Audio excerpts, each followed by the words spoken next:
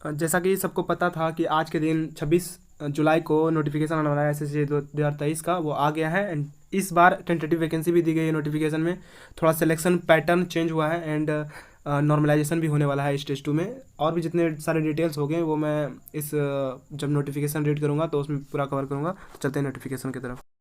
ये SSC JEE का notification है 2023 वाला। जो date of application, online application का डेट है वो 26 जुलाई से लेकर के 16 अगस्त तक रहने वाला है। और ये सारी वैकेंसीज़, ये सारी डिपार्टमेंट की तरफ से वैकेंसी आया है, जिसमें जो एज लिमिट है वो सिर्फ CPWD में 32 साल रहने वाला, बाकी सारे में 30 साल दिया गया है यहाँ पे एज लिमिट। उसके बाद जो वैकेंसीज़ यहाँ टेंटेटिव वैकेंसीज़ हैं, मैं नोटिफिकेशन दे दूंगा, आप लोग स्पेशल हर एक कैटेगरी वाइज वैकेंसी देख लेना। जहाँ तक मैं अभी रीड किया हूँ तो सिविल में जो वैकेंसीज़ हैं वो सिविल में है टोटल 1000 के अराउंड। एंड जो इलेक्ट्रिकल मैकेनिकल में है वैकेंसी वो 250 के अराउंड है यहाँ पे।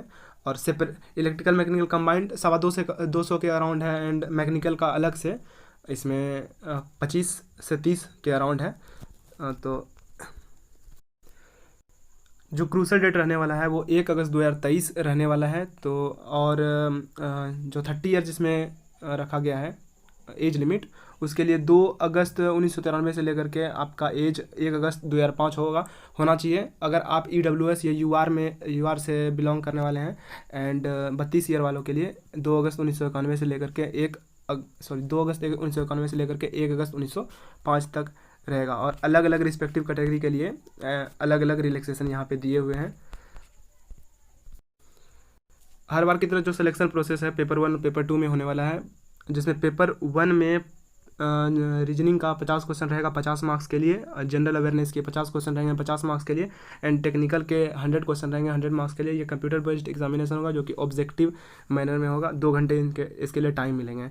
और जो भी लोग इस स्टेज को पार करके स्टेज 2 में जाएंगे, वहाँ पर एक चेंजेस आया हुआ है कि इस बार स्टेज 2 कंप्यूटर बेस्ड रहने वाला है। मीन्स ऑनलाइन आप एग्ज़ाम दीजिएगा और जो क्वेश्चन रहेगा वो टेक्निकल से पूछे जाएंगे। 100 क्वेश्चन रहेंगे, हर एक क्वेश्चन 3 मार्क्स के होंगे और 2 घंटा टाइम मिलने वाला है इसके लिए। और स्टेज जो 2 है तो इसमें कैलकुलेटर भी अलाउड होगा, लेकिन स्टेज 1 में अलाउड नहीं रहेगा। निगेटिव मार्किंग की बात करें तो निगेटिव मार्किंग इस बार 1/3 हो गया है दोनों पेपर 1 एंड पेपर 2 दोनों के लिए। एंड कैलकुलेटर की बात जो लिखी गई यहाँ पे पॉइंट नंबर 13.5 में, candidates are allowed to bring their own slide rule calculator logarithm table and steam table for paper 2 only, there are not allowed for using such aids for paper 1। Document verification भी उसी तरह जिस तरह इस बार हुआ है document verification हो चुका है। In view of decision of the government to expedite the recruitment process, document verification will be conducted by the user organisation offices after declaration of final decision. इसके बाद यहाँ पर जो बताया गया है कि staff selection confirms the vacancy from user department organisation before declaration of final result के पहले एक वैकेंसी चार्ट कंफर्म कर दिया जाएगा कि इतना वैकेंसी हो सकता है। आगे ये वैकेंसी और रिवाइज हो या बढ़ सकती है, जो कि फाइनल रिजल्ट के पहले पता चल जाएगा।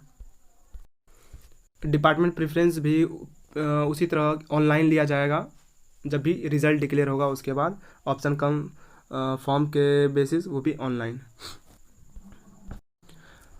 इस पॉइंट में 18.2 में बात मेंशन की गई नॉर्मलाइजेशन के बारे में। तो इसमें बताया गया कि based on the normalise marks score in paper 1 that is computer based examination candidates will be shortlisted category wise to appear in paper 2 में।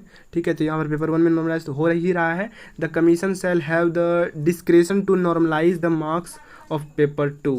यहाँ पर पेपर 2 में नॉर्मलाइज के मार्क्स के बारे में बताया गया है। If paper 2 is conducted in multiple shift and fix different cut-offs marks in each part of paper 1 and also in paper 2, taking into consideration among other category wise vacancies and category wise number of candidates। और अगली बात की जो final selection होगा वो दोनों paper 1 and paper 2 के marks को ऐड करके ही फाइनल सिलेक्शन लिया जाएगा। तो यही सारी इंपॉर्टेंट बातें थी पूरी नोटिफिकेशन की। तो आई होप ये पूरी बातें समझ में आई होगी। कोई भी अगर डाउट रह गया हो तो आप कमेंट बॉक्स में कमेंट कर सकते हैं, वहाँ पे मैं रिप्लाई देने का पूरा कोशिश करूँगा। तो वीडियो को यहीं एंड करते हैं। जय हिंद।